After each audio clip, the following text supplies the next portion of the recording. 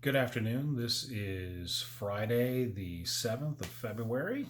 Of course, 4 days after the Iowa caucus, and more importantly, a few hours after the final vote. Like and subscribe, hate, and comment. I'm going to talk about why the Iowa caucus had so many issues. Some that we thought could happen, some obviously we didn't, and where this leads the race going into New Hampshire. Tonight, as I make this video, New Hampshire will have the first post primary caucus debate after votes have actually been counted. And why does this sort of happen? Why did this cluster happen? Was it predictable? Yeah, kind of. Here's the why. So, in the video that I had done before, I had shown that, as I said, you had these people would become these people, would ultimately become these people. Well, and then I stated that you never had to worry about actually counting votes. You just went right to the national delegate list based on state delegates that didn't necessarily add up to the popular vote, as Mr. Sanders is learning today. So that's the long and the short of it. It's sort of an electoral college aspect. And I will actually do a video in a few days after New Hampshire that will actually defend this model. It's not the worst model to have. Remember that these elections are ran by the parties. They are essentially a fundraising activity. And basically, the long and the short of it is, if you're going to spend 2.5 hours fighting over 4 delegates to a state convention, it might not get you any delegates to a national convention. You may be the right person to either run for office one day or to lead your block captain to get your party elected. So there is that function that other states don't have. Also, that they have to run them themselves. It's not being ran by the state. So in Florida, where I live, the state of Florida, the state legislature, dictates when elections are held, including the presidential preference primaries. So much so that back in 2008, the state legislature, majority Republican, but also most Democrats, voted to do it in the month of January, which was before the two parties would accept delegates. The Republicans cut our delegates in half, and Democrats decided, until they changed their mind, that they didn't get any delegates. That's why when Hillary won the state, she got no delegates for a while, and there was a big confab about it.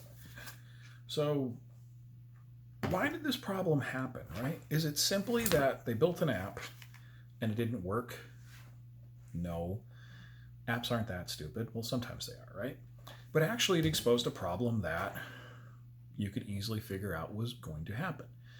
Two things that had happened that were going to change the results, of course, was one, the whole counting of raw votes that never mattered before, and final raw votes that, again, never mattered before. But also, in the past, when you got to this stage and you were unviable, whenever they locked it in, these people, and then this, you needed F5 to be viable. So these people would be viable, and these people would be viable, and these people would be viable, but these wouldn't. They would have to go find another group or go home. Well, they changed it. So they could actually try to form another group and be viable, which seems kind of counterintuitive of why you even have a lockdown vote. Throw in the other factor that in years past, as I put in my not award-winning video, these people ended up getting, in my theoretical precinct, they got poached. And this actually made sense under the old system. So, and there were actually people that was no longer supposed to be allowed once they became viable.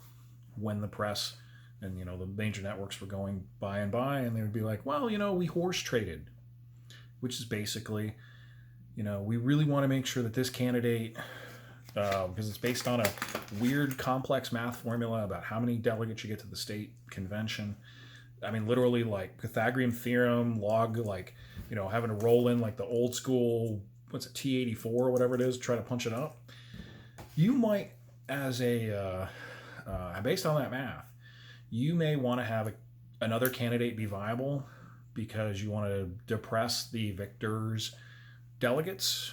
So, how it would work in the past, and this is what actually happened on the film.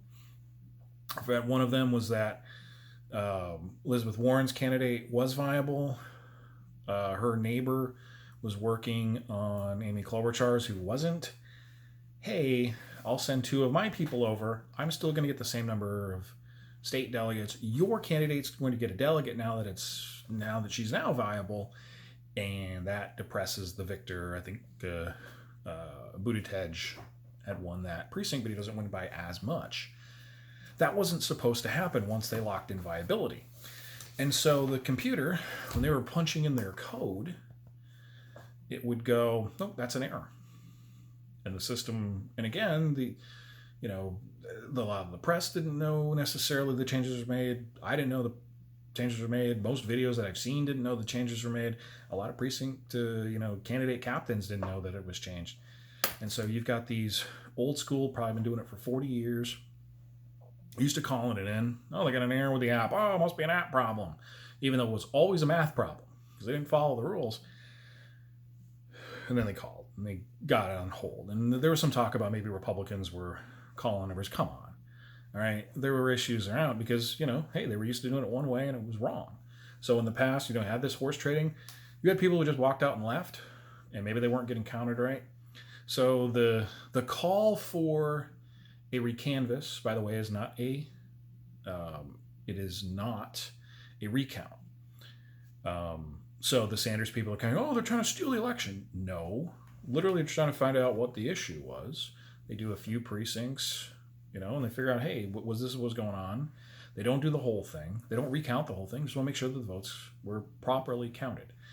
Back in 2000, in Florida, one of the issues that didn't get a lot of press at the time, but the movie Recount brought up, is that some counties did that. They simply recanvassed. They didn't actually do a recount, the machine recount, because they had that option.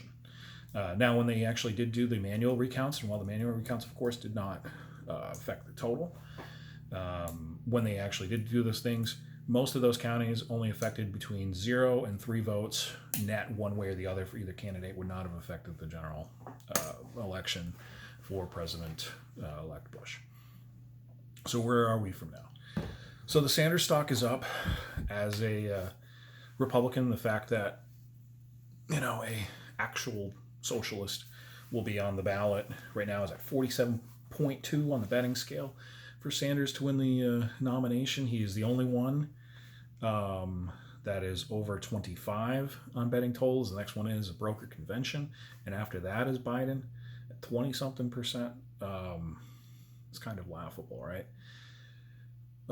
He was going to win New Hampshire. This is his neighboring state. He won it 4 years ago. He will probably get a bounce out of that to Nevada, but he has no African-American support in South Carolina. For all the people that are asking and saying, hey, Joe Biden should get out of the race.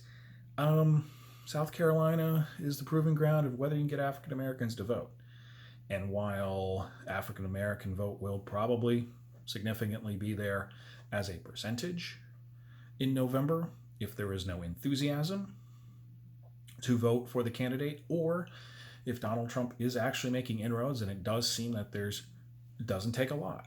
You got about 15% of African-American male vote in 2016, highest in 20 years, 24 years actually.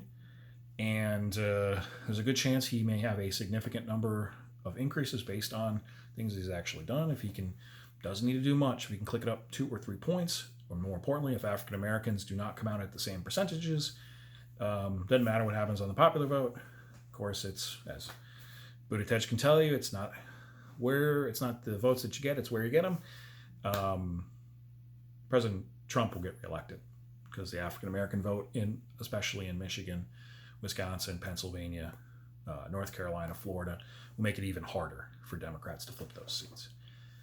Buttigieg, of course, gets a little bit of a bounce. The debate is tonight. This will be the first time that he will be the target of a lot of the attacks. Elizabeth Warren is on, I would say, life support.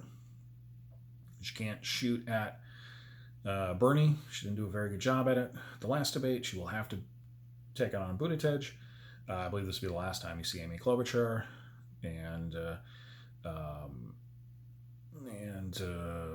after this, Tom Steyer will stay around to South Carolina. He is number 2 in that state. He's getting the other portion of African American vote. And waiting in the wings, of course, is Mayor Bloomberg. Still don't like the strategy of waiting a month to count votes, but yeah, spent over $100 million in advertising. He spent over $13 million in Florida, and there's still like 20 more days to go. And we'll see if that's a winning strategy. I don't believe it is, but hey, what do I know? So like and subscribe, hate and comment. And again, I will do a video to justify the Iowa caucus. Maybe not exactly that, but justifying why caucuses are not the worst thing. So we'll see you next time, and we'll see you after Tuesday.